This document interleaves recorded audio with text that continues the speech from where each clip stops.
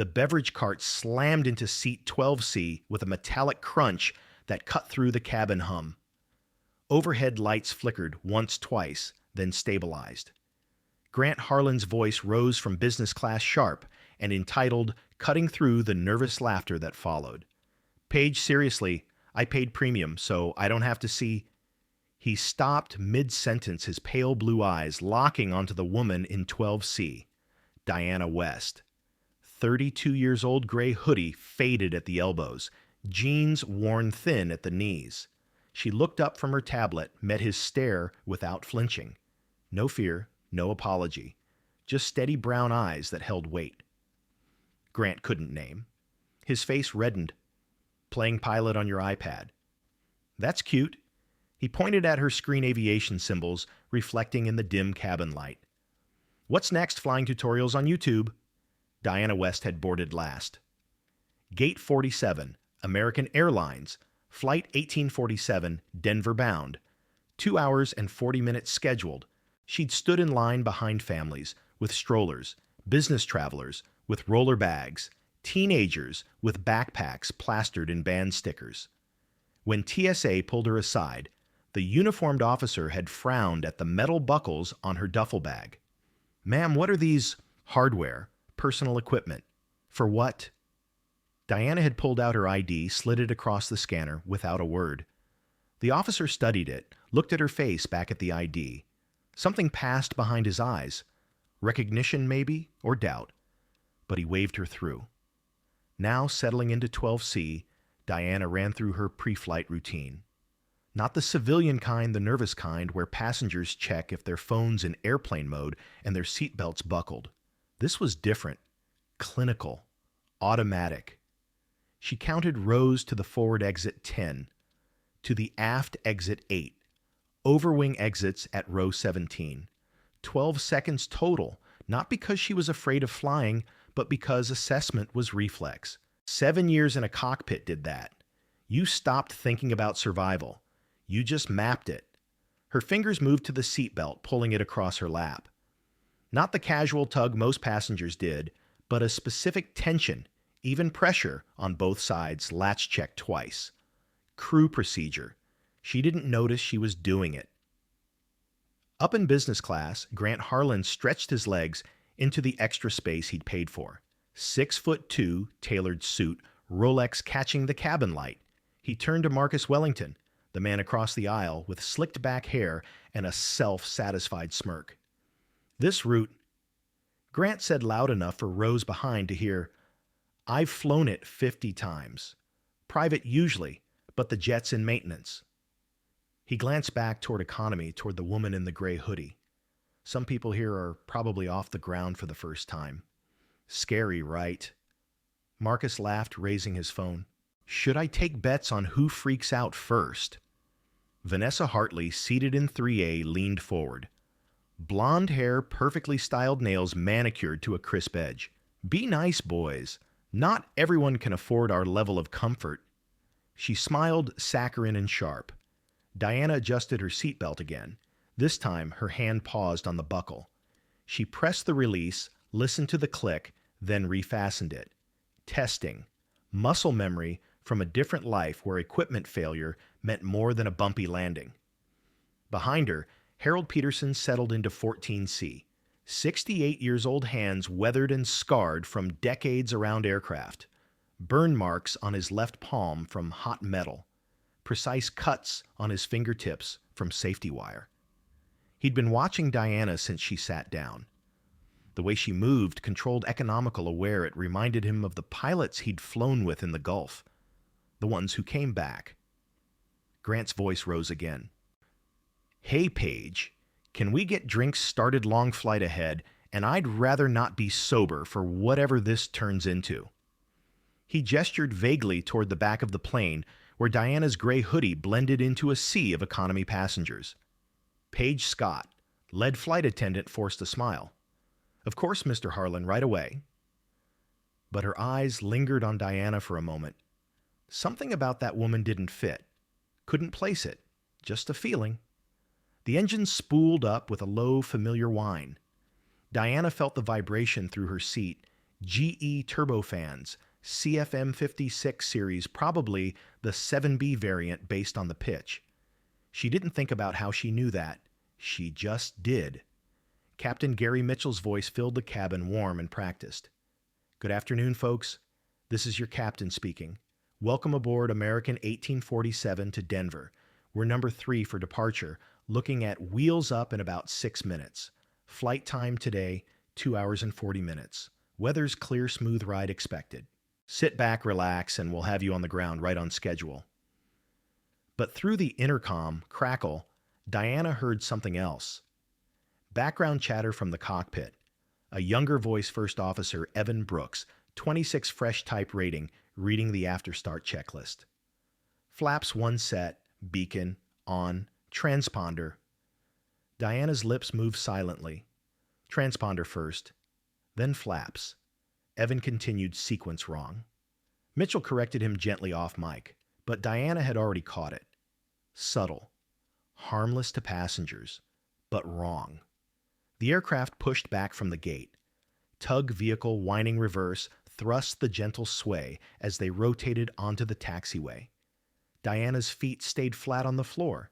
Hands rested on the armrests, not gripping, just present. Controlled. Grant Harlan pulled out his phone, snapped a photo of Diana from across the aisle.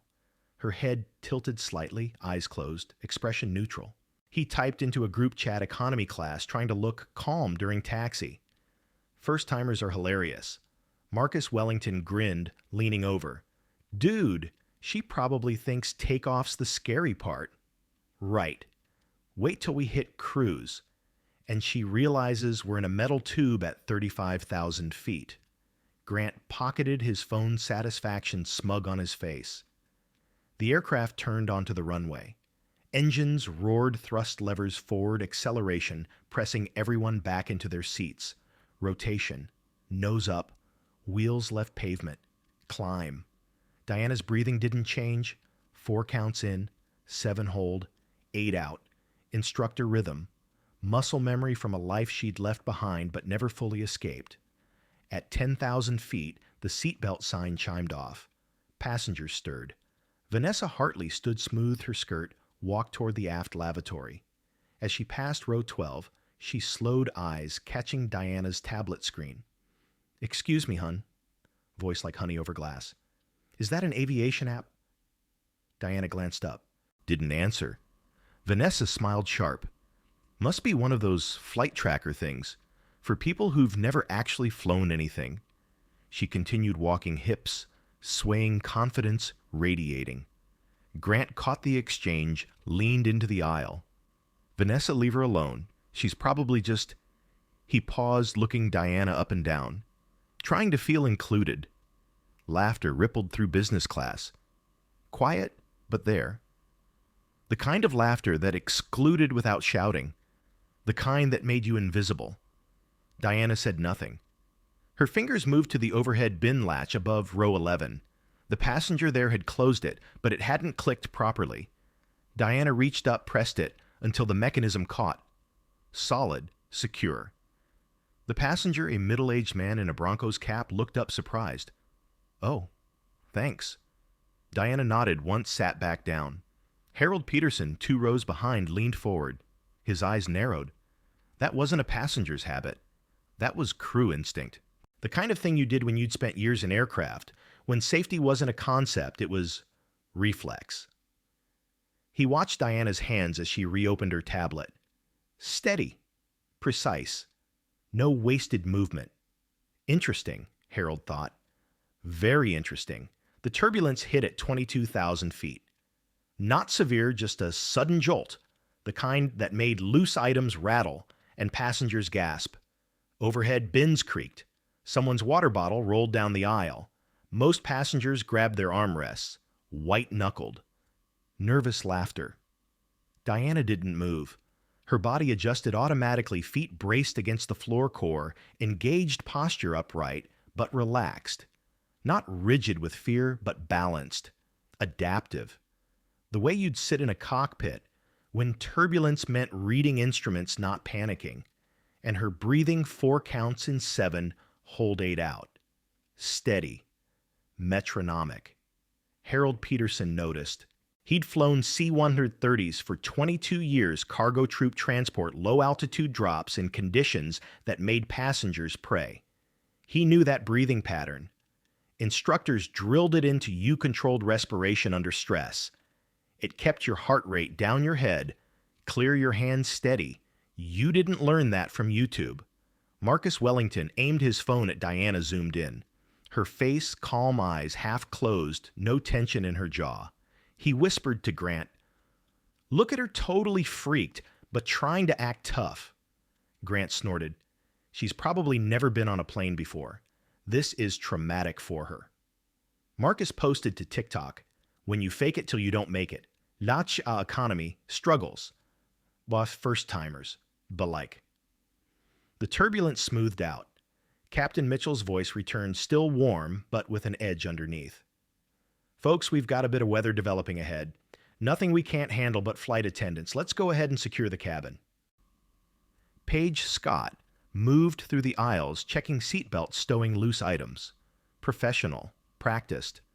But her eyes flicked to the cockpit door more than usual. Diana opened her tablet. The screen lit up not a consumer app, not Instagram with airplane wallpaper. This was different. ADDS overlay, aviation digital data service, meteorological data in real-time wind shear probability, convective sigmets, embedded cumulonimbus cells, color-coded by intensity. Green, yellow, red, magenta. The interface was dense, technical, layered. Grant saw it through the gap between seats. His brow furrowed. That didn't look like any civilian weather app he'd seen. Too much information, too specialized. What the hell is she looking at? He muttered to Marcus. Marcus squinted. Probably just, I don't know, some free app. But the screen showed more. Diana's finger traced a vector heading 285 altitude, $35,000 projected path through a developing system. She zoomed in on a cluster of red cells, calculated gaps, mentally plotted corridors. Her lips moved barely audible. 15-mile gap. Closing rate, 4 knots. 30 minutes. Grant leaned closer, trying to see better. The screen flickered as Diana switched layers. For half a second, the bottom corner displayed text Auth USN USAF, restricted access. She tapped it away immediately. Too fast for Grant to fully process. But Harold saw it. His breath caught. USN, United States Navy, USAF, United States Air Force. That wasn't civilian software. That was military-grade meteorological data, the kind only active duty or authorized personnel could access. Harold's mind raced. Who is she? Diana closed the tablet, slid it into the seat back pocket. Her face remained neutral, but her eyes tracked the cabin exits, passengers' crew positions. Situational awareness. Constant. Vanessa walked past again, returning from the lavatory. She glanced at Diana, then at Grant. She's still on that weird app. I swear some people just have no sense of... The plane shuddered again. Harder this time. Not turbulence wind shear.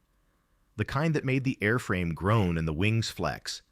Captain Mitchell's voice crackled back on tension, bleeding through the professional calm. Folks, we're going to be making a slight deviation around some weather. Nothing to worry about, but it might get a little bumpy. Please remain seated with your seatbelts fastened. Evan Brooks' voice followed, barely audible through the intercom bleed. Captain radar showing... God, that cell's building fast. Mitchell off mic, but still audible. I see it. Request deviation. Diana's head tilted, listening. Her fingers tapped a rhythm on the armrest. Not random. Specific. Harold counted the pattern. Dit-da-dit, da-dit-da. Morse rhythm. Not intentional muscle memory. The kind of thing pilots did when they were processing information, running mental checklists. Call sign habit. Harold leaned back, pulse quickening. He pulled out his phone, searched quickly, female F-16, pilot call sign. Results loaded slowly. Articles from 2018, 2019, redacted photos, awards ceremonies with faces blurred. But one name kept appearing, Raven 24. He stared at the screen, then at Diana. No way, he thought. It can't be. But the pieces fit. The breathing, the assessment, the app, the scars he'd glimpsed on her wrist when she reached for the bin latch thin surgical, the kind you got from ejection seat injuries. Harold's hands trembled, not from fear, from awe. Captain Mitchell's voice cut through the cabin again, but this time the warmth was gone, replaced by something clipped, professional but strained. Folks, this is the captain. We're going to be diverting slightly south of our planned route. Weather ahead is more active than forecasted. We'll keep you updated. Grant Harlan unbuckled, stepped into the aisle. His height and presence commanded attention. "Excuse me, Paige, right?" He flagged down the flight attendant as she passed. "What's the actual situation here? I have a critical meeting in Denver. I need to know if we're delayed." Paige turned, forced her customer service smile into place. "Sir, the captain's handling it. Please return to your seat." "I fly all the time." Grant's voice rose, not quite yelling but loud enough to carry. "I know when pilots are sugarcoating things. What's really going on?" Marcus Wellington stood as well, phone out recording. "Yeah, we deserve transparency. This is our safety." Paige's smile thinned. "Sir, I need you seated. Both of you. Now." The aircraft lurched. Hard. Not turbulence this time. A sudden bank, the kind that made the horizon tilt through the windows. Passengers screamed. Luggage shifted in overhead bins. Someone's laptop slid down the aisle. The cabin lights flickered again. Once, twice. Staying dim longer each time. Evan Brooks' voice over the intercom, higher pitched than before. "Ladies and gentlemen, please ensure your seatbelts are securely fastened. We're experiencing moderate turbulence and, just please remain seated." Moderate, Diana thought. That wasn't moderate. That was wind shear gradient, possibly microburst proximity. She pulled up her tablet again, checked the real-time data. The red cell ahead had intensified magenta core, now tops at 45,000 feet. Hail indicated. Lightning frequent. They were flying toward it. Derek Stone, seated in 18A, unbuckled and stood. 29 years old polo shirt confidence, born from 60 hours in a Cessna 172 and a private pilot certificate he'd earned 3 months ago. "I'm a pilot," he announced to the cabin. "If the crew needs help, I should go up there." Harold Peterson turned in his seat. "Son, sit down."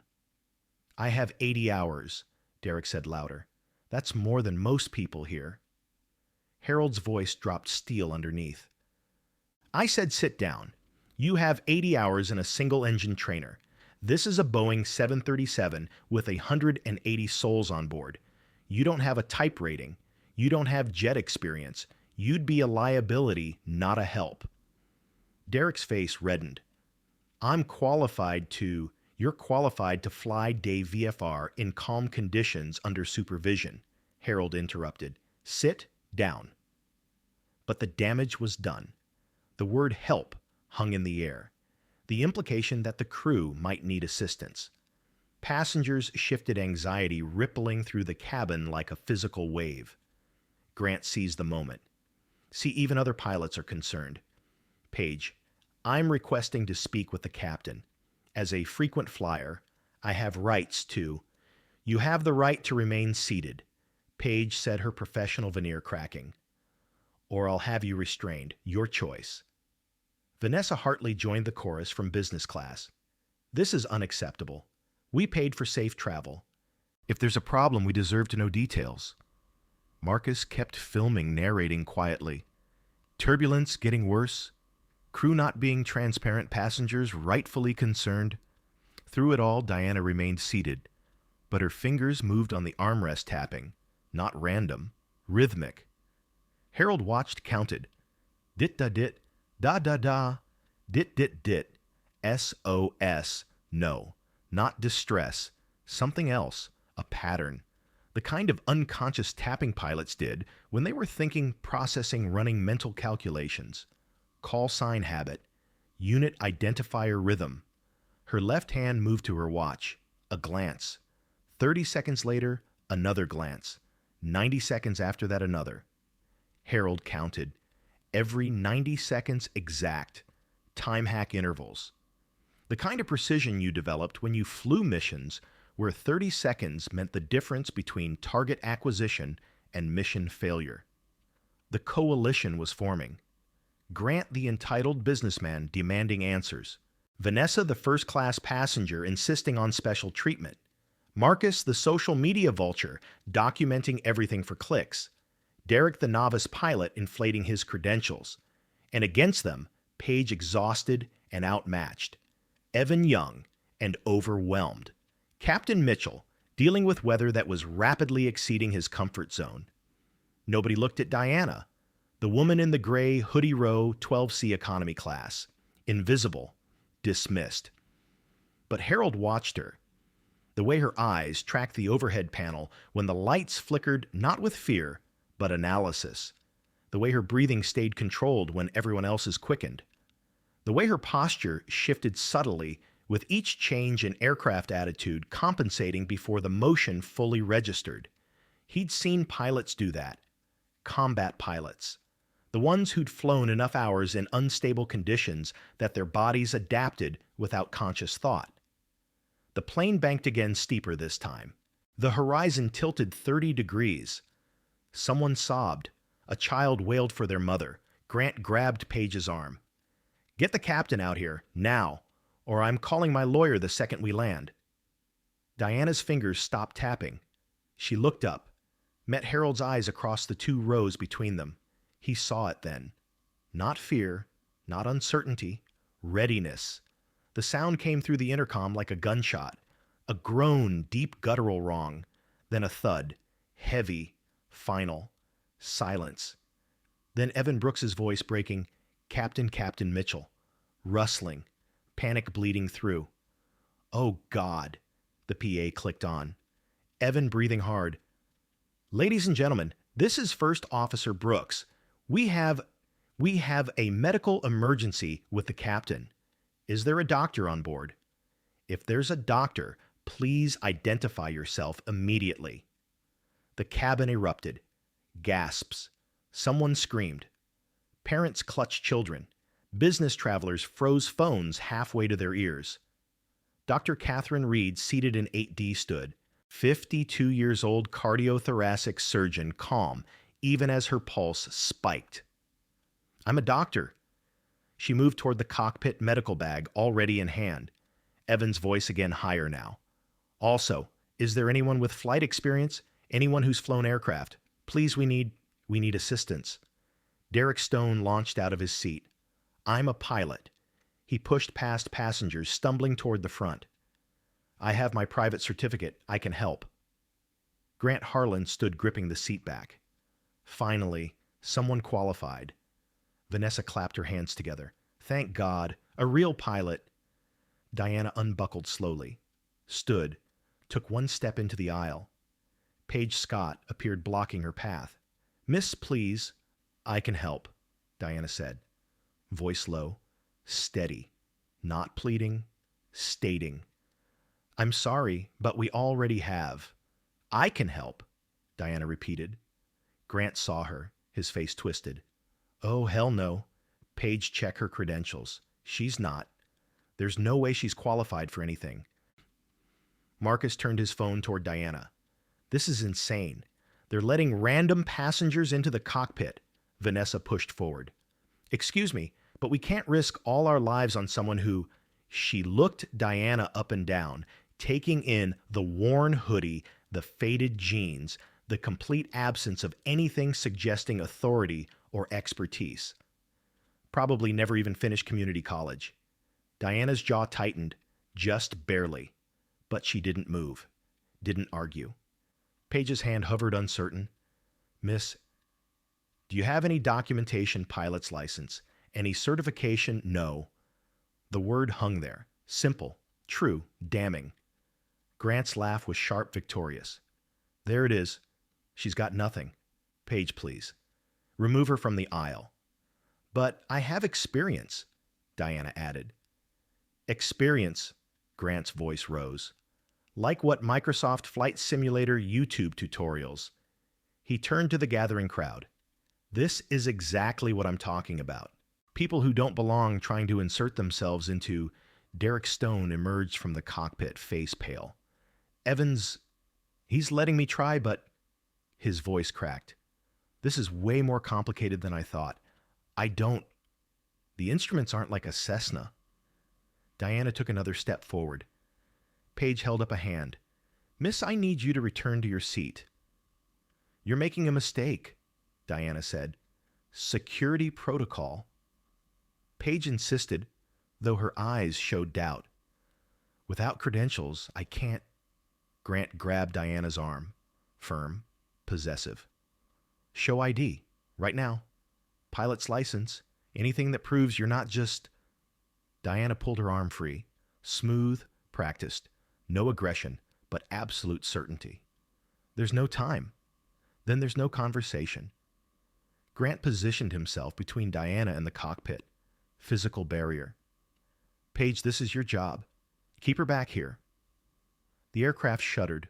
Hard, not turbulent, something else. Oscillation. The nose dipped, rose dipped again. Porpoising. Pilot-induced. Harold Peterson stood, his voice cutting through. Ma'am, let her through. Paige turned. Sir, I'm retired Air Force, 22 years. I know what pilot-induced oscillation sounds like. He pointed at the cockpit. That kid up there is overcorrecting. If he doesn't stop, we'll depart controlled flight. He looked at Diana. But she knows.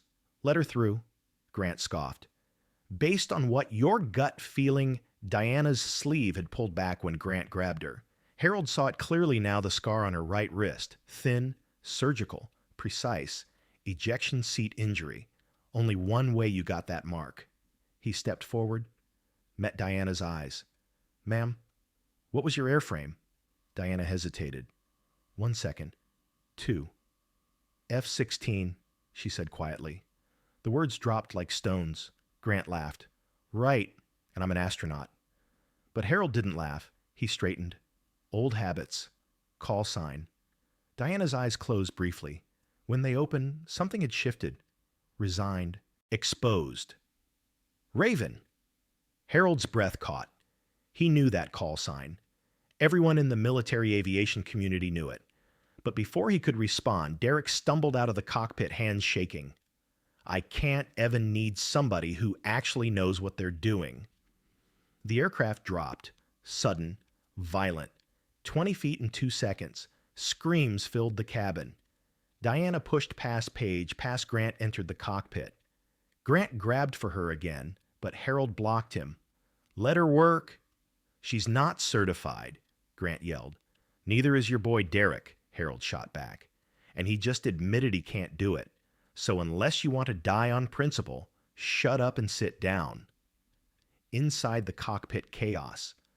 Derek Stone pressed against the back wall, hyperventilating.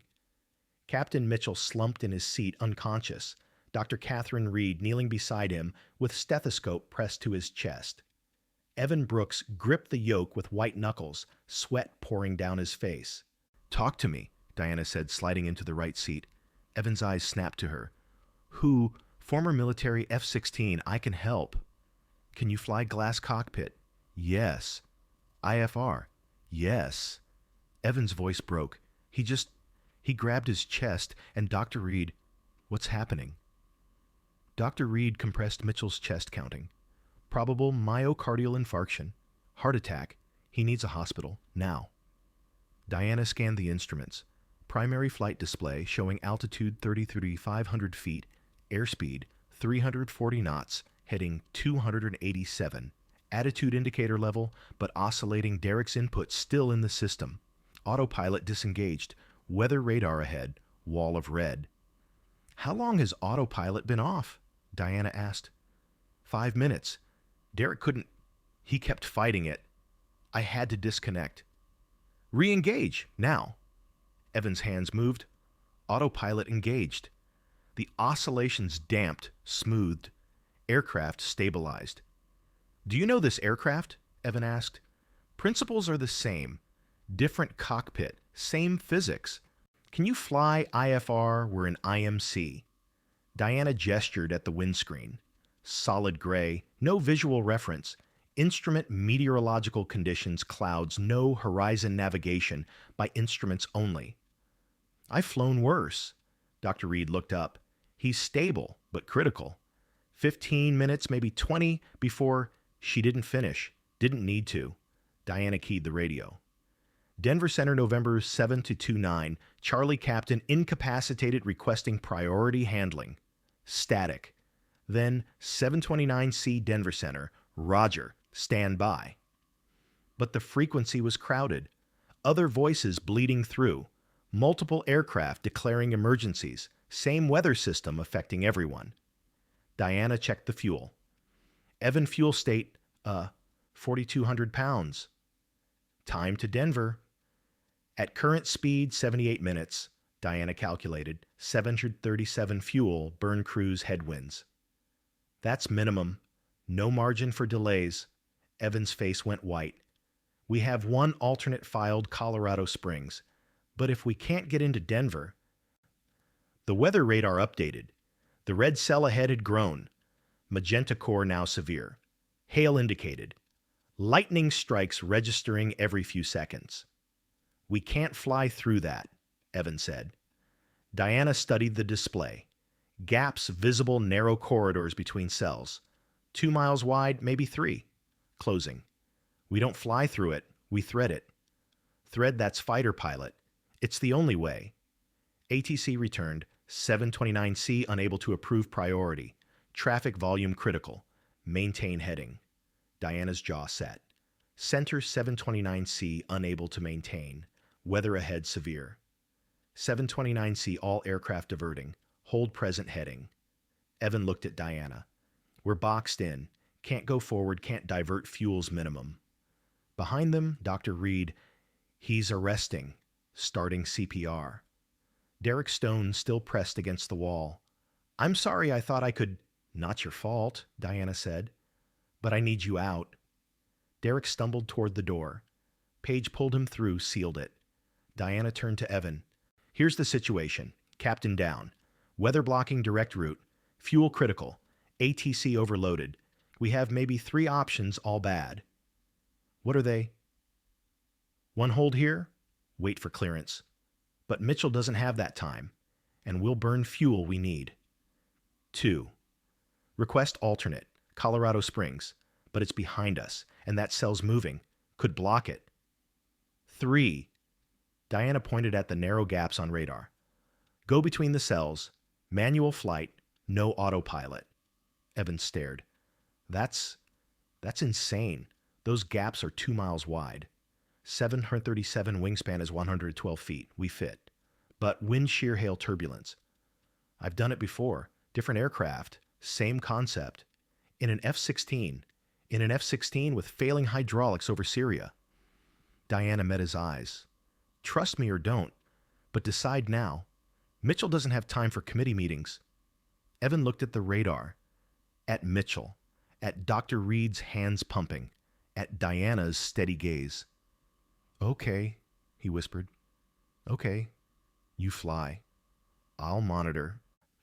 Diana's hands moved to the yoke. Firm grip, not tight, controlled. Autopilot disconnect, she said. Evan reached up, flipped the switch. The aircraft lurched slightly, transitioned from computer control to human hands. Diana felt the weight. 180 souls, 98 Yutzor pounds empty. Fuel, cargo, passengers pushing it to 140,000 pounds total. The yoke resisted hydraulic pressure, fighting her inputs, but she'd felt heavier. F-16 at 9 Gs pushed blood away from your brain. This was physics, not punishment. Heading 275, she said. 15 degrees left. Evan. That takes us toward the gap. I see it. Diana, the gap's closing. Radar shows... I know what radar shows. I'm looking at real-time convection rates. She glanced at her tablet, still displaying military-grade weather data. Cell movement vector is 280 at 12 knots. We're faster. We thread before it closes. The aircraft banked. Smooth, 30 degrees. Passengers in the cabin felt the turn. Some gasped, some grabbed armrests. Grant Harlan's voice carried through the thin cockpit door. What the hell is she doing? Harold Peterson's voice firm. Her job. Sit down. Diana rolled out on heading 275. Ahead the gap. Visible now even on civilian radar. 2 miles. Storm cells on either side towering to 45,000 feet. Lightning flashing inside them. Purple, white, strobe-like. Diana, that's not... Watch airspeed. Call turbulence. Evan's eyes snapped to instruments. Moderate turbulence. Wind shear warning loss, 15 knots. Diana advanced throttles slightly, compensating. They entered the gap. The world turned gray. Not the smooth gray of clouds. Angry gray. Boiling. Turbulent. The aircraft shook, not gently, hard. Overhead bins rattled. Something fell in the cabin, a carry-on someone hadn't secured. Evan. Airspeed fluctuating. 320, 340, 310. Diana's hands moved constantly. Tiny corrections. Yoke pressure. Throttle adjustment. Rudder inputs to counter yaw. The aircraft felt alive under her hands. Protesting. Groaning. But responding. Hail, Evan said, voice tight. Radar showing. The sound hit. Hailstones impacting the fuselage. Rapid-fire drumming. Not large, pea-sized, maybe marble, but loud. Terrifying if you didn't understand it. In the cabin, passengers screamed. Diana didn't flinch. Windscreen, Evan checked. Intact. No cracks. Then we're fine. Hail's light. We're through in 30 seconds. She was right. 28 seconds later, they cleared the gap. Emerged into smoother air. The drumming stopped. Turbulence decreased to light chop. Evan exhaled. Long. Shaky. Holy. 1 cell down. 2 more ahead. 2 more, Diana pointed at radar. The path she'd chosen threaded 3 gaps total. This was the easy one. Behind them, Dr. Reed. He's back. Pulse weak, but there. Diana keyed the radio. Denver Center 729C, clear of cell 1. Requesting vectors direct. ATC. 729C, roger. Turn right heading 295. Cleared direct Denver when able. Evan stared at Diana. Awe, mixing with disbelief. You hand flew through a thunderstorm gap. Part of 1. In a 737. Physics don't change. Airframe's different, but principles are the same. She glanced at him. How's your FMS? Flight management system. Functional. Program direct to Denver. We'll use it for nav, but I'm staying on manual flight. Second gap's narrower. Evan's hand shook as he typed, but he managed. Direct programmed. Diana banked right, rolled out on 295. Ahead gap 2. Visible on radar. 1.8 miles wide. 737 wingspan, 112 feet. Math said they'd fit. Math had been wrong before. Here we go, Diana said. Gap 2 was tighter. Diana saw it immediately, not just narrow, but dynamic. The cells on either side weren't static. They were rotating. Mesocyclones. Baby tornadoes forming at altitude. Evan Windshear on approach to gap. He checked. Face went pale. 30 knot loss indicated. Recovery altitude, we'd drop 400 feet. Can we climb above? Cells top out at 48,000. Our service ceiling is 41. Can't go over, can't go around. Diana studied the display. We go through. Fast. Fast means more fuel burn. Slow means longer exposure to shear. She advanced throttles. Speed's life. The aircraft accelerated. 360 knots. 380. Faster than normal cruise. Fuel burn spiking. Evan. Diana at this rate. I know, calculated. We'll make it. They entered gap 2. The wind hit like a fist. Instant. Brutal. The aircraft yawed 30 degrees right. Diana countered full left rudder aileron, opposite throttle adjustment to prevent overspeed. The yoke fought her. She fought back. Evan. Airspeed 400 overspeed warning, Diana pulling power. Throttles back. But the wind shear accelerated them anyway. Descent rate spiking. Pitch up. 5 degrees. The nose lifted. Airspeed bled. 390, 380, 370. Then the loss. Wind shear reversed. Tailwind became headwind in 3 seconds. Airspeed dropped like a stone. 370, 340, 310. Stall warning. Automated voice. Airspeed low. Airspeed low. Diana. Max power. Now. Throttles full forward. Engines roared, but jet engines had lag. 4 seconds from idle to full thrust. 4 seconds they didn't have. Altitude loss 200 feet, 400 feet, 600 feet. Evan. We're dropping. I know. Diana held pitch, 5 degrees. No more. Trust the engines. Wait for thrust. 800 feet lost. The aircraft shuddered, on the edge of stall. Then power arrived. Thrust built. Airspeed increased. 320, 330, 340. Altitude stabilized. Recovery. But they'd lost 900 feet total. Diana leveled at 600 feet. We're through. Evan was shaking. That was... We almost doesn't count. But her right hand trembled. Subtle. Visible only if you were looking. Evan looked. Diana, your hand. She flexed her fingers. The tremor worsened. Old injury, nerve damage, flares under stress. Can you still... Yes. She switched to left hand primary, right hand supporting. I adapt. Dr. Reed's voice. He's coding again. I need CPR sounds. Chest compressions. Fuel gauge 800 pounds remaining. Denver 45 miles, Diana calculated. Current burn rate time to destination approach landing. Evan, we're minimum fuel, like legal minimum. No margin. How minimum? 1 approach. If we miss, we don't have fuel for go around. Oh God. ATC 729C Denver Tower. Traffic alert. Corporate jet N247 Alpha Bravo not responding on frequency. Possible comm failure. Appears to be crossing your approach path. Diana. Can you vector us around negative? All alternate vectors put you in weather. You're committed. Recommend action. Maintain course. Speed. Pray he sees you. Diana. That's not procedure. Nothing about today is procedure 729C. Evan looked at Diana. We can't abort. Can't divert. Can't... Her right hand shook harder, the tremor spreading to her forearm. PTSD trigger stress responsibility memories. Syria, flames, ejection, pain.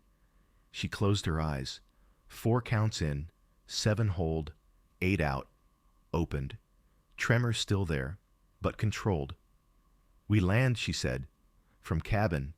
Grant Harlan's voice loud enough to carry, she's going to kill us all. Her hands shaking.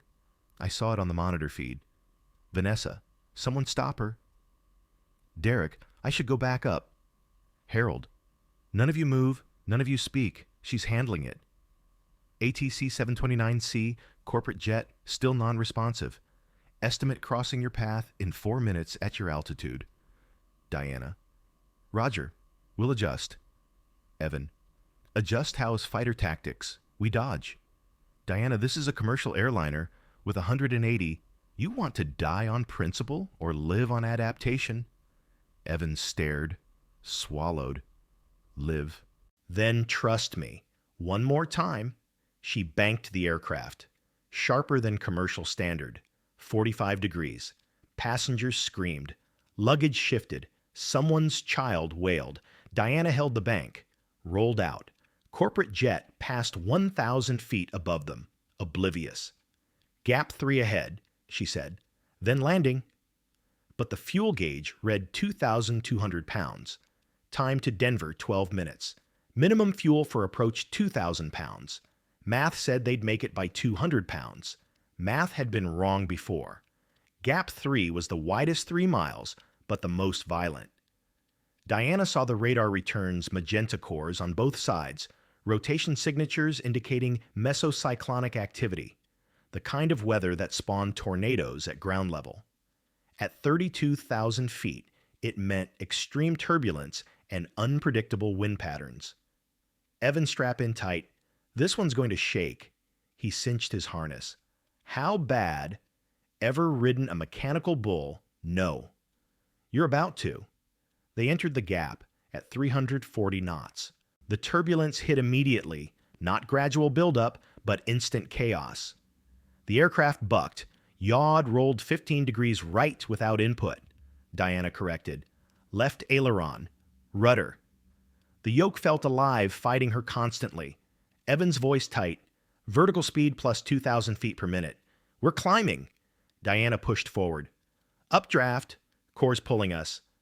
The nose pitched down, but the climb continued. Max speed brakes. Evan deployed them. Panels extended from the wings, creating drag. The climb rate decreased. 1,500 feet per minute, 1,000. Then the downdraft. Instant reversal. The bottom dropped out. Negative 3,000, Evan called. We're falling. Diana pulled power pitched up. The engine screamed. The descent slowed but didn't stop. Negative $2,000. Negative 1,500. Altitude loss 1,800 feet in 15 seconds. Then smooth air. They'd cleared the gap, emerged on the far side. Weather behind them now. Clear sky ahead. Diana leveled at 3,200 feet. Her hands ached from gripping. The tremor in her right hand had spread to her shoulder. She switched fully to left-hand control. We're through, she said. Evan stared at the weather radar, the red and magenta masses falling behind them. We just... Check fuel. He looked, face drained of color. 2,200 pounds. Distance to Denver, 92 miles, Diana calculated silently. Fuel burn at current power, setting 180 pounds per minute. Time to Denver at current speed, 20 minutes. Total burn, 3,600 pounds. They had 2,200. The math didn't work. We need to slow down, Diana said.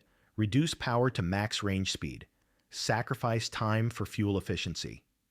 Evan adjusted throttles. Airspeed decreased, 340 knots. 320, 300. Settling at 280 knots, the speed where a 737 got maximum miles per pound of fuel. New calculation, 25 minutes to Denver. Fuel burn 125 pounds per minute. Total 125 pounds. Still short by 900 pounds. We're not going to make it, Evan said. Diana keyed the radio. Denver Center 729C requesting priority direct vectors. Minimum fuel. ATC immediate response. 729C Roger. Fly heading 305. Cleared direct Denver when able. Advise if emergency fuel.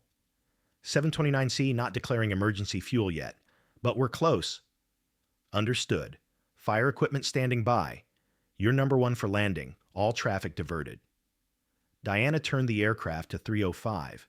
The most direct route. Every mile saved was fuel saved. Every second counted. Dr. Reed's voice from behind. Captain Mitchell's stable. Pulse is steady, but he needs a hospital within 30 minutes. 30 minutes. They had 25 minutes of fuel. Math was getting tighter. Diana's tremor worsened. The muscle spasms traveling up her arm.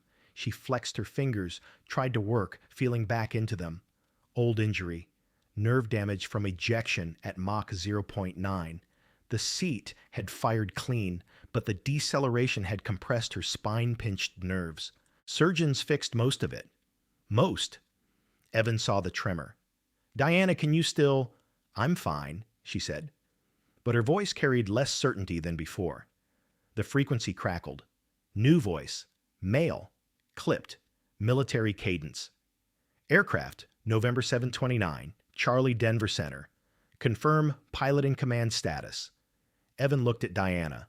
She gestured. You take it. Denver Center, this is First Officer Brooks. I'm pilot monitoring. Pilot flying is passenger assist. Former military pilot. Pause. Then 729C need verification. Type rating. Evan looked at Diana. She took the mic. F-16. 7 years active duty. Longer pause. Background noise on the frequency, someone checking records maybe, or conferring with supervisors. 729C confirm call sign. Diana's jaw tightened. Call signs weren't public record. They were unit identifiers, personal markers earned through performance or personality. Hers had been earned in combat. It was classified, operationally sensitive. But 180 lives outweighed classification. Raven, she said quietly. Raven 2-4. The frequency went silent. Dead air for 5 seconds. 10. Then a different voice, older, authority in every syllable. Raven 2-4, this is Raptor 6, actual Colorado Air National Guard. Confirm your identity. Diana's eyes closed briefly. Raptor 6. Commander Daniel Richardson, her old squadron commander, the man who'd pinned her air medal, the man who'd tried to talk her out of leaving. Sir, she said. Captain Diana West. Service number. Do you need it? Negative, Captain. I have your file pulled up right now. His voice softened. Diana, you're flying a commercial aircraft. Yes, sir. Captain incapacitated. Assisting First Officer Brooks. What's your situation? Threading weather. Minimum fuel. One approach. Copy. Stand by. Background chatter on the frequency not muted properly. Voices overlapping. Raven. That's her. We thought she separated. 2 air medals and a DFC. Get her priority everything. In the cabin, Harold Peterson had his phone out, searching. Raven 24 F-16 pilot. Results loaded slowly on the airplane Wi-Fi intermittent signal, but enough. News articles, 2018, 2019. Headlines. Female F-16 pilot saves 12 soldiers under fire. Air Force Awards, Medal for Heroism in Afghanistan. Captain Diana West, youngest pilot to... Photos heavily redacted, faces blurred for operational security, but unit patches visible. 388th Fighter Wing. Viper patch. Call sign Raven on a helmet. Harold's hands shook, not from fear, from recognition, from vindication. He'd known. He'd seen it in her movements, her breathing, her calm. But seeing proof, seeing her name in print, made it real. He stood turned to face the cabin. Grant Harlan was gripping his armrest, face pale. Vanessa Hartley had stopped her commentary. Marcus Wellington had lowered his phone. Her name, Harold, said, voice-carrying authority that silenced whispers, is Captain Diana West. Call sign Raven, 388th Fighter Wing. She flew combat missions over Afghanistan. 2 air medals, 1 Distinguished Flying Cross. She's saved lives before. She's saving ours now. Grant's mouth opened, closed, opened again. That's... How do you know that's... Harold held up his phone. Screen showing the articles, the photos, the commendations. Vanessa read over his shoulder. Her face crumpled. Oh my God. Marcus had gone still. His TikTok video, the one mocking Diana, was still live. Comments flooding in. But now they weren't laughing. They were angry. You're mocking a decorated combat pilot. This woman's a hero, and you're making fun of her clothes. Delete this, now. He lowered his phone, shame burning his face. Commander Richardson's voice returned. 729C Raven, you're cleared priority airspace. All traffic diverted. Straight in approach runway 34 right. Fire equipment staged. We're scrambling tanker support if needed. Negative on tanker, sir. No time to rendezvous. We land in 20 minutes, or we don't land. Understood. Diana. His voice shifted. Personal now. Not commander to pilot. Friend to friend. You've got this. I trained you. I know what you can do. Yes, sir. And Diana, after you land, we need to talk about coming back. She didn't respond to that. Just keyed off and focused on the approach ahead. Evan stared at her. You're actually her. The Raven. I'm a pilot trying to land a plane, Diana said. That's all that matters right now. But in the cabin, everything had changed. Passengers who'd ignored her now watched the cockpit door with new eyes. Grant Harlan sat frozen, the weight of his words crushing him. Vanessa wept quietly. Derek Stone had his head in his hands. And Harold Peterson stood guard at the cockpit door, arms crossed, daring anyone to question her again. Commander Richardson's voice cut through the frequency again, broadcasting on guard Hound 121.5, the emergency channel every aircraft monitored. All stations, this is Raptor 6 actual Colorado Air National Guard. Aircraft, November 729. Charlie is under military coordination. Pilot in command is Captain Diana West, former 388th Fighter Wing Combat Proven highly decorated. She has absolute authority for this approach. All civilian and military traffic defer immediately. Tower clear her straight in, no restrictions. The declaration was unprecedented. Military commander overriding civilian ATC protocols. But Richardson's rank carried weight and the situation demanded it. Denver Tower responded immediately. Raptor 6 Denver Tower copies. 729C, you are cleared straight in approach runway 34 right. No delays. Wind 320 at 18, gusting 25. Altimeter 3012. Fire equipment in position. Medical standing by. Diana copied the information, set her altimeter. 729C, cleared straight in 34 right. Evan worked the approach plate on his display. ILS frequency set. Glide slope alive. We're 38 miles out. Fuel gauge 1,900 pounds. The validation rippled through systems. ATC controllers at Denver Center prioritized her frequency. Approach controllers cleared airspace. Tower supervisors alerted emergency crews. The FAA district manager was monitoring. The National Transportation Safety Board had been notified. Diana West woman, in a gray hoodie, who'd boarded in economy, now had the full weight of military and civilian aviation infrastructure behind her. But inside the cabin, Derek Stone still simmered. He pushed forward past Harold. "This is wrong. I'm a certified pilot. I should be up there, not some washed-out—" Harold grabbed his collar. "Sit down." She left the military. That means she couldn't hack it. That means, Harold said, voice dropping to dangerous levels, she made a choice. Family over career. That takes more courage than anything you've ever done. He released Derek, pushed him back toward his seat. "Now sit before I make you sit." Dr. Catherine Reed emerged from the cockpit area, wiping blood from her hands. Captain Mitchell's blood from CPR. She addressed the cabin voice, calm but firm. "Captain Mitchell is stable for now, but he needs advanced cardiac care immediately. The woman flying this plane, Captain West, is giving him that chance. She's giving all of us that chance. So I'm asking everyone trust her. Let her work." Paige Scott nodded, picked up the PA handset. "Ladies and gentlemen, we're beginning our approach to Denver. Please return to your seats, fasten seat belts, ensure tray tables are up, and seats are in the upright position. We'll be on the ground in 15 minutes. 15 minutes. Fuel for 12. Grant Harlan sat motionless.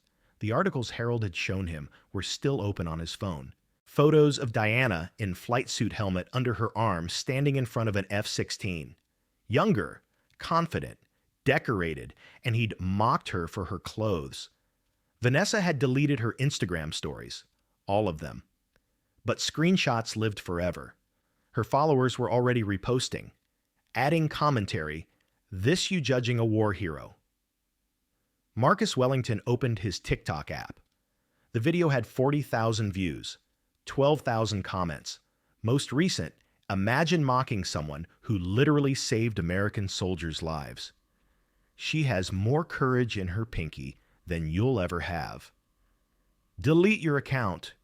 He pressed delete. Confirmed. The video disappeared, but the shame remained. In the cockpit, Evan watched Diana's hands. The tremor was visible now, not just in her right hand, but spreading. Her left hand compensated grip-firm movements, precise despite the shaking.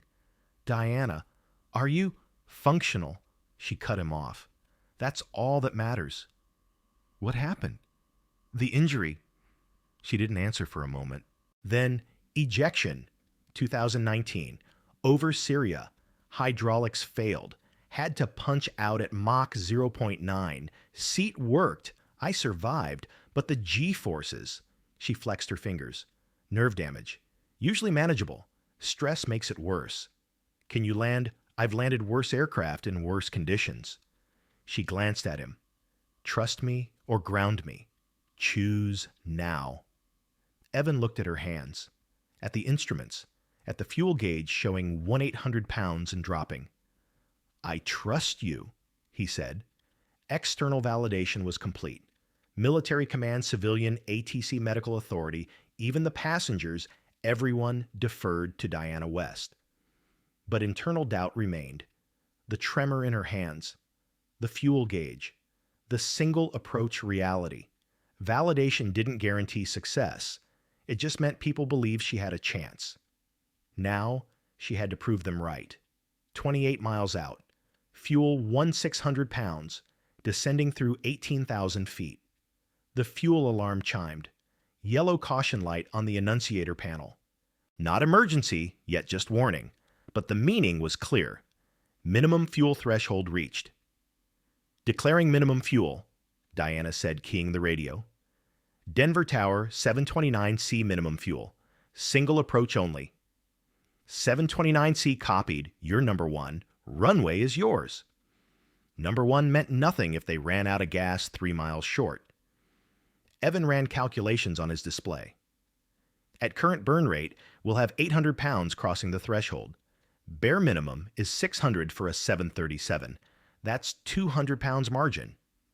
What's 200 pounds in time? 90 seconds of flight time. Maybe. Then we have 90 seconds of margin.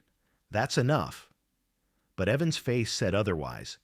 The aircraft descended through 15,000 feet. Diana configured for approach. Flaps 5. Evan moved the lever. The trailing edge flaps extended with a hydraulic whine. Drag increased. Airspeed decreased. Fuel burn increased. Speed brake retracted. Flaps 10. More drag. More fuel burn. Fuel gauge 450 pounds. 23 miles out. Then the legal challenge came. Grant Harlan pushed past Harold, shoving hard desperation, overriding caution. He reached the cockpit door, pounded on it. I need to speak to whoever's in charge. Page blocked him. Sir returned to, I'm an attorney. Grant's voice cracked. If this plane crashes because an unauthorized pilot was at the controls, that's criminal negligence. Involuntary manslaughter. I'm recording this. I'm documenting everything. Harold grabbed Grant's arm. You're interfering with flight operations. That's a federal crime. Want to add that to your recording. But Grant pulled free, pressed his face to the cockpit door window. Captain West, I know you can hear me. If you crash this plane, if anyone dies, I will make sure you're prosecuted to the fullest extent of the law. Diana heard every word. Her jaw tightened, hands steady on the yoke despite the tremor. Evan closed the cockpit door shade. He reached up, pulled it down. Grant's face disappeared. But the damage was done. Legal liability, criminal charges, prosecution. The words hung in the air like poison. He's wrong, Evan said. You're acting in good faith. Emergency authority, you'd never focus on the approach, Diana interrupted. Flaps 15. 18 miles, fuel 1,300 pounds. The technical challenge arrived next. Tower 729C be advised, wind shear alert on final. Loss of 15 knots at 800 feet. Previous aircraft reported severe turbulence on approach. Wind shear. Low-level wind shear. The kind that killed airplanes.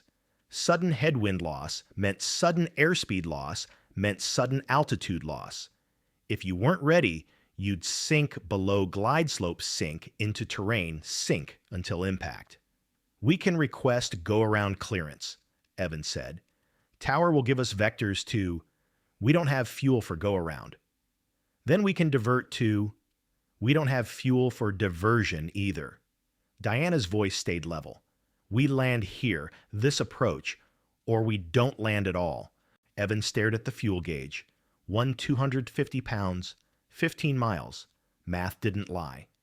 Wind shear procedures, Diana said. Call out airspeed. Monitor vertical speed. If I call max power, you go full throttle immediately. No hesitation. Diana, wind shear recovery requires aggressive maneuvering. That burns fuel. If we recover from wind shear, we might not have enough left to... I know. She met his eyes. But if we don't recover from wind shear fuel, doesn't matter. We deal with problems in order of immediacy. Wind shear first, fuel second. Her right hand spasmed, hard. fingers curling involuntarily. She switched completely to left hand, shook out her right, tried to force circulation. The tremor worsened. Evan saw it. Diana, I'm fine. You're not. I'm functional. There's a difference. 12 miles. Fuel, 150 pounds. Gear down 3 green lights. Hydraulic whine as the landing gear extended and locked. More drag. More fuel burn. Flaps 25, Diana said. Final approach configuration. Committed now. No going back. Tower 729C traffic on parallel taxiway. Medical vehicles in position. Fire crews standing by. Wind 330 at 22, gusting 28. You're cleared to land runway, 34 right. Cleared to land 729C. 9 miles. Fuel, 150 pounds. Evan's voice was tight. Diana, the math says we land in 8 minutes with 200 pounds remaining. So we land in 8 minutes with 200 pounds remaining. And if we hit wind shear, then we adapt. Her hands, both of them, now shook visibly. Tremors running from fingertips to elbows. Old injury. Combat stress. PTSD trigger. The perfect storm of physiological failure at the worst possible moment. But Diana West had landed an F-16 with failing hydraulics, had threaded missile lock, had flown through conditions that grounded other pilots. She'd adapted before. She'd adapt now. The question was whether her body would cooperate long enough to finish. 6 miles. Fuel 950 pounds. Altitude 500 feet above sea level. Denver's field elevation 5,431 feet. They were barely 1,000 feet above the ground. Diana intercepted the glide slope, the invisible 3-degree path to the runway. The flight director on her display showed perfect alignment. Localizer centered, glide slope centered, airspeed 145 knots, reference speed plus 10 for wind gusts. Stabilized approach, Evan called. All parameters green. But fuel wasn't green. Fuel was red. Fuel was catastrophic. 5 miles. 900 pounds. The runway appeared through the windscreen. Thin gray line in the distance. Fire trucks visible alongside red lights flashing. Foam trucks positioned at midfield. Medical units waiting. 4 miles. 850 pounds. The wind shear hit at 800 feet exactly as predicted. Instant headwind loss.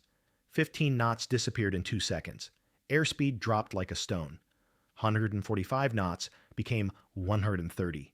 Stall warning chirped automated voice. Airspeed low, airspeed low. Diana didn't hesitate. Max power. Now!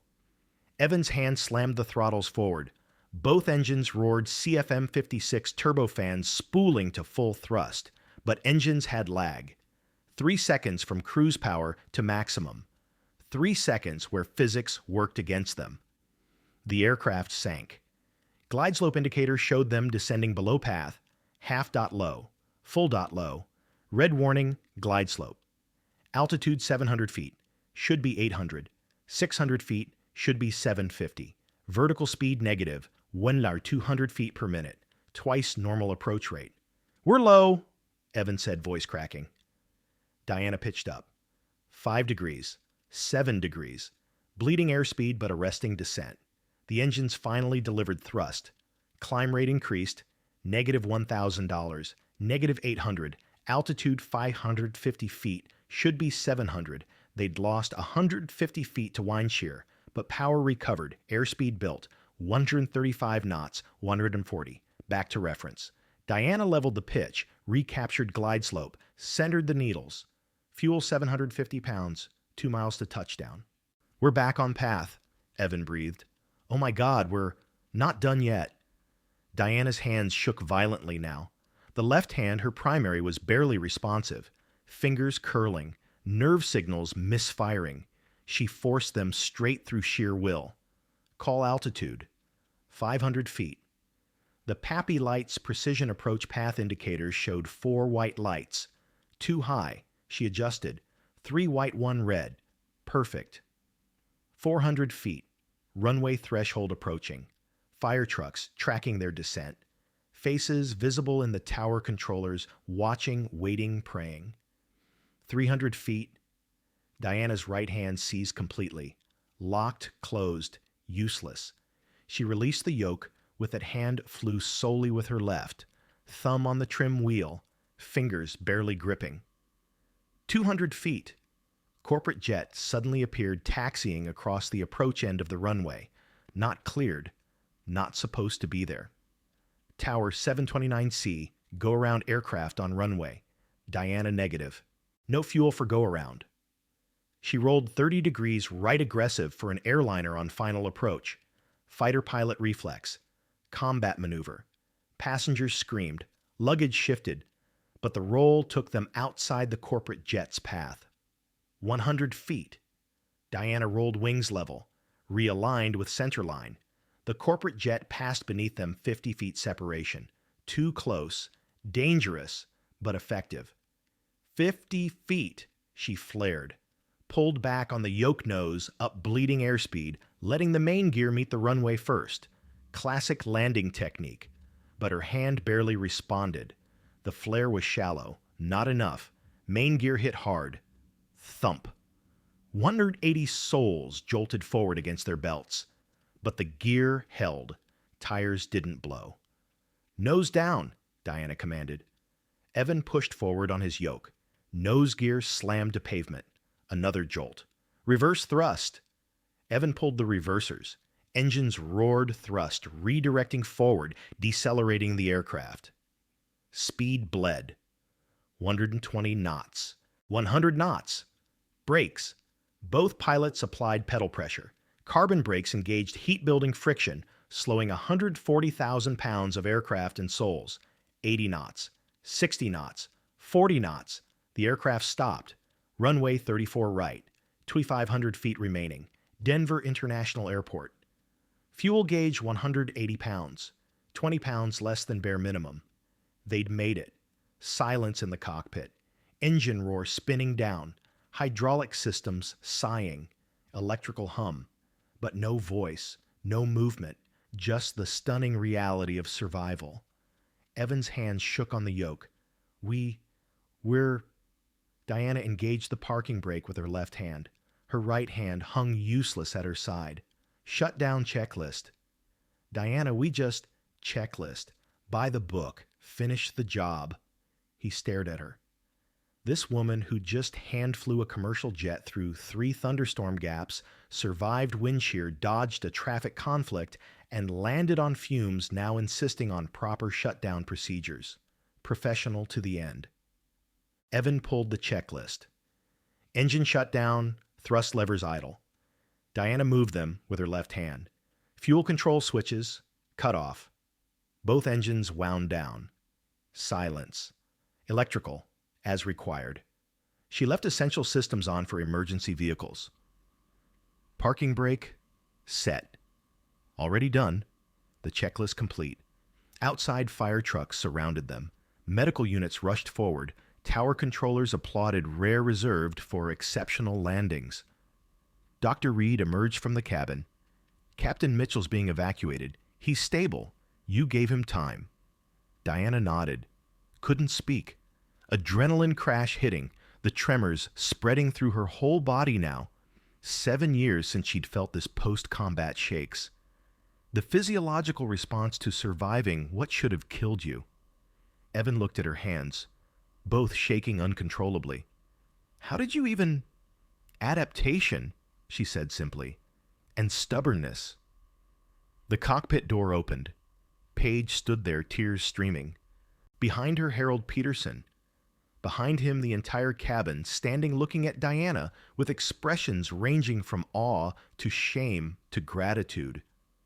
Grant Harlan pushed forward, stopped at the threshold, looked at Diana's trembling hands, at her exhausted face, at the woman he'd dismissed, mocked, tried to remove, the woman who'd just saved his life. His voice broke. I'm sorry. Diana met his eyes, held them. We're on the ground. That's what matters.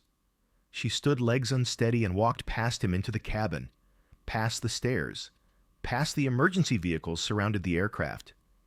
Diana descended the mobile stairs, legs unsteady, right hand still trembling uncontrollably. Ground crew stared, not at her clothes, not at her appearance, at her. Commander Richardson stood at the base of the stairs. 55 years old Air Force dress, blues ribbons spanning his chest. He came to attention as Diana reached the tarmac, saluted. She stopped, blinked. Her left hand, the functional one, rose automatically, returned the salute. Muscle memory from a life she'd left behind. Captain West, Richardson said formally. Then his expression broke. He stepped forward, pulled her into a hug. Diana, my God, that was necessary, she finished. He pulled back hands on her shoulders. No, that was exceptional. I trained you. I know what you're capable of. But what you just did, threading those cells in a 737 with minimum fuel that goes beyond training, that's instinct. That's gift. Behind them, passengers deplaned. Slowly, reverently. Harold Peterson was first down the stairs after Diana. He approached Richardson, saluted retired enlisted to active officer. Sir, Sergeant Harold Peterson, 62nd Airlift Wing, retired. Permission to speak. Granted, Sergeant. That woman saved 180 lives today, including mine. She did it while being questioned, doubted, undermined by people who couldn't see past her appearance. Harold's voice hardened. She deserves more than a handshake. She deserves recognition. Richardson nodded. She'll get it. More passengers descended. Dr. Catherine Reed approached Diana. Captain Mitchell's being transported to University Hospital. Prognosis is good. Because of you. Paige Scott came next, eyes red. I almost didn't let you in the cockpit. I'm so sorry. Diana's response was quiet. You followed protocol. That's your job. But I let assumptions. We all make assumptions. What matters is what we do when they're proven wrong. Then came the others. Passengers Diana had never spoken to. Faces she'd barely registered. They lined up not formally, but naturally, each wanting to thank her. A mother with 2 children. You brought me home to my babies. Thank you. An elderly man in a Broncos cap. I saw you check that overhead bin. I knew then you were different. Thank you. A college student, tears streaming. I thought we were going to die. You saved us. Diana accepted each thanks with a nod. No speeches, no grand gestures, just acknowledgement. Then Grant Harlan descended. Slowly, each step weighted with shame. He reached the tarmac, saw Diana stopped 10 feet away. Couldn't approach, couldn't speak. Richardson noticed. That gentleman give you trouble, Captain. He was scared, Diana said. Fear makes people do things they regret. That's generous. It's realistic. Vanessa Hartley followed Grant down. Makeup smeared from crying. She approached Diana, hands trembling. I need you to know I judged you. I was cruel. I was wrong. I'm sorry. Apology accepted, Diana said simply. Marcus Wellington emerged last. Phone in his pocket now, no recording. He stopped in front of Diana. I mocked you, posted it online, made you entertainment. I deleted it, but... He swallowed hard. I can't delete what I said, what I thought. I'm sorry. You learned, Diana replied. That's what matters. Airport Operations Manager arrived, clipboard radio official authority. Captain West FAA needs a statement. NTSB's been notified. We need to conduct preliminary interviews. Richardson held up a hand. Captain West has been flying for over an hour, under extreme stress. She needs medical evaluation first, then rest. Interviews can wait. Sir, protocol requires... I'm making this a military matter. She's former Air Force rendered assistance under emergency conditions. My authority supersedes local protocol. Back off. The operations manager retreated. An Air Force officer approached Captain Sarah Cole Liaison from Buckley Space Force Base, saluted Diana. Ma'am, Commander Richardson asked me to extend an offer. The Air Force wants you back. Instructor position. Training the next generation. Your choice of assignment. Full reinstatement with rank. Diana looked at her trembling right hand, at the scar on her wrist, at the reality of nerve damage that would never fully heal. I left to care for my mother, Diana said. She's still my priority. We understand, Cole replied, but the offer stands when you're ready. News crews had gathered beyond the security perimeter. Cameras, reporters, questions shouted across the distance. Captain West. How does it feel to save 180 lives? Were you scared? What's your message to people who doubted you? Diana turned away from them, toward the ambulance where Captain Mitchell was being loaded. She walked over, climbed in. The paramedics made room. Mitchell's eyes were open, weak but aware. You landed? We landed. Everyone okay? Everyone's okay. He smiled, faint. Good. That's good. His eyes closed. Diana climbed back out. Richardson waited. Diana, about that offer. I need to think. Take your time, but know this: what you did today reminded everyone why you were the best. And the Air Force needs the best. Harold Peterson appeared at Diana's shoulder. Ma'am, one more thing. He pulled something from his pocket. A challenge coin, 60-second airlift wing, worn smooth from decades of carrying. This was given to me by my commander in '91, after Desert Storm. He told me to give it to someone who embodied service above self. I've been carrying it for 33 years. He pressed it into Diana's left hand, the functional one. It's yours now. Diana looked at the coin. Heavy, meaningful, earned not through her actions, but through recognition by someone who understood what those actions meant. Thank you, Sergeant. Thank you, Captain. The cabin crew gathered Paige, the other flight attendants. Evan Brooks emerged from the aircraft, pale and shaken, but walking. He approached Diana. I need to say, Laura, you did your job, Diana interrupted. You monitored, you supported, you trusted. That's what a crew does. But I couldn't have... You would have figured it out. Maybe not the same way. But you would have gotten us down. She met his eyes. Don't doubt yourself because someone else had different experience. You're qualified. You're capable. You just haven't been tested this way yet. Evan's throat worked. Can I learn from you? Maybe, if I come back. She glanced at Richardson. If I come back? The sun had set. Denver lights sparkled across the plains. Emergency vehicles were pulling away. Passengers boarding buses to the terminal. The crisis was over. Life resuming.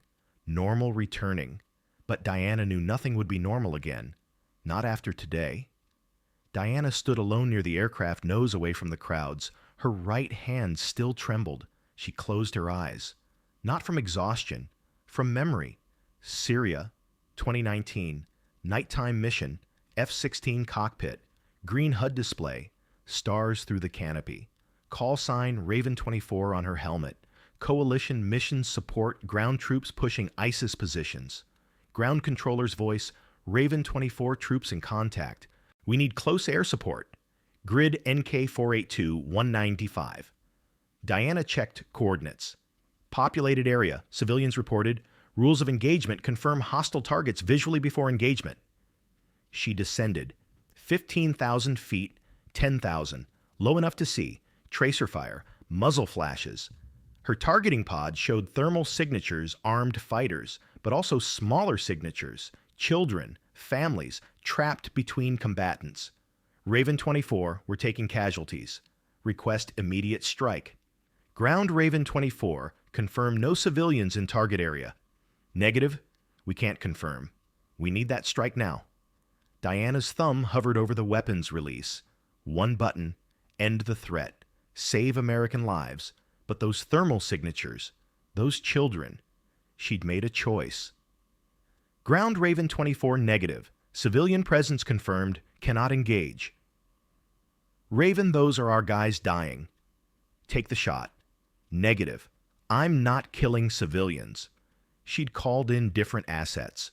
Artillery with precision rounds, guided munitions from higher altitude, evacuated the ground troops using smoke cover, saved American lives without taking innocent ones. But command hadn't seen it that way. Disobeying direct orders, undermining ground commander's authority, putting doctrine over decisiveness. They'd offered her a choice: accept non-judicial punishment and continue serving, or separate honorably and leave quietly. Then her mother's diagnosis came. Stage 3 cancer. Experimental treatment. Someone needed to care for her. The choice had been made.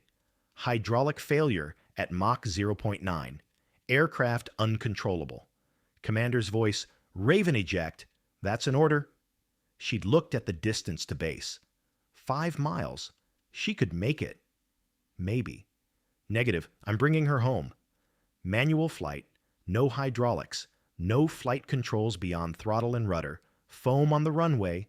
Emergency vehicles ready. Gear up landing. Aircraft sliding. Sparks. Metal screaming. But she'd walked away. 9 months later, nerve damage manifested. Right-hand tremors. Surgeries helped. Physical therapy helped. But some damage was permanent. She'd still been flight ready, still capable. The Air Force doctors had cleared her, but her mother needed her more than the Air Force did. So she'd left. Honorably, quietly, without fanfare. Back to present. Diana opened her eyes. Airport lights, solid ground, living passengers. The tremor in her hand steady now, not gone, but manageable. She'd made choices, hard ones.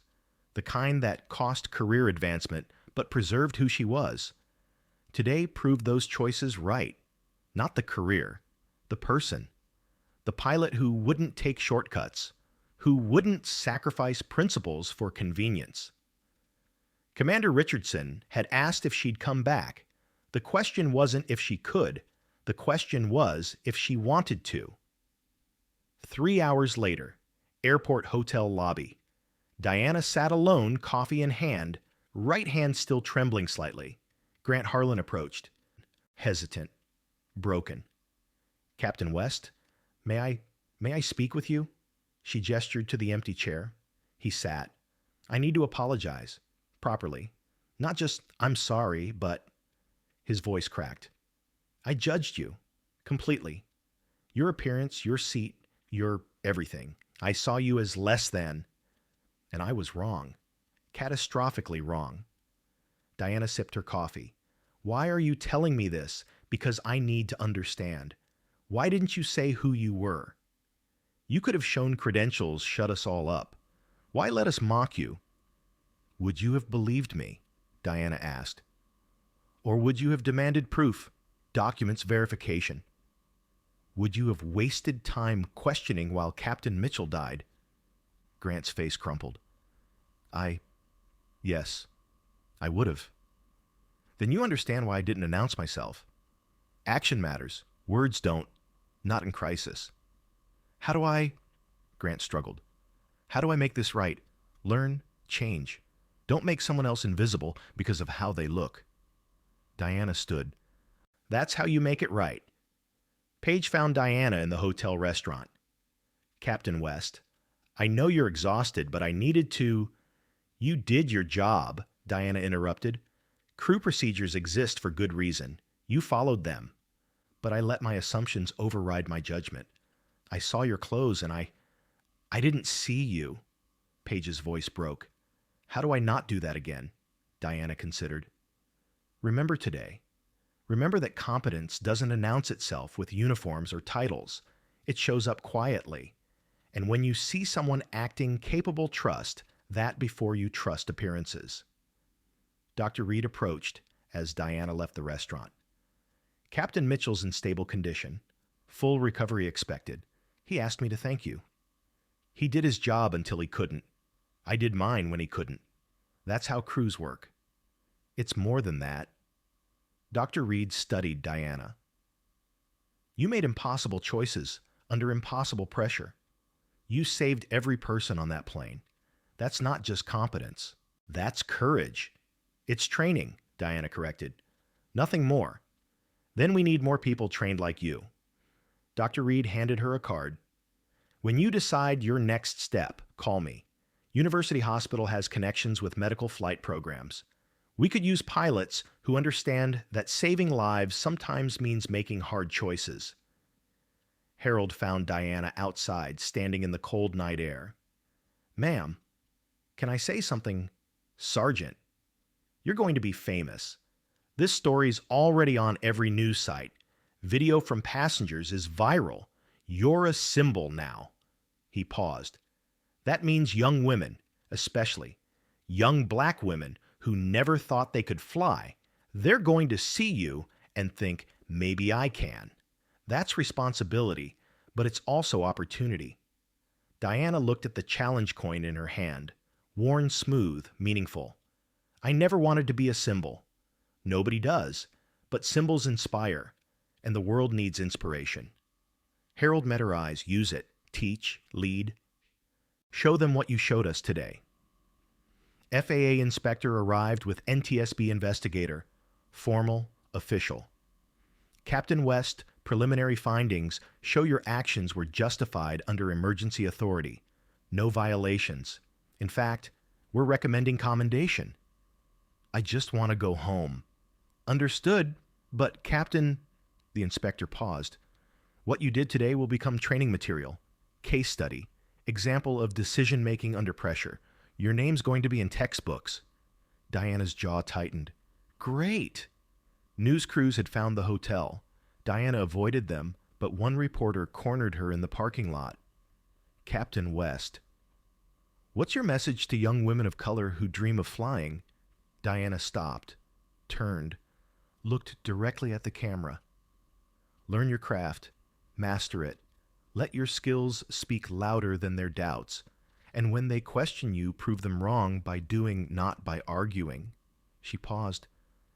Competence doesn't need permission. It just needs opportunity. She walked away. The clip would be shared millions of times by morning.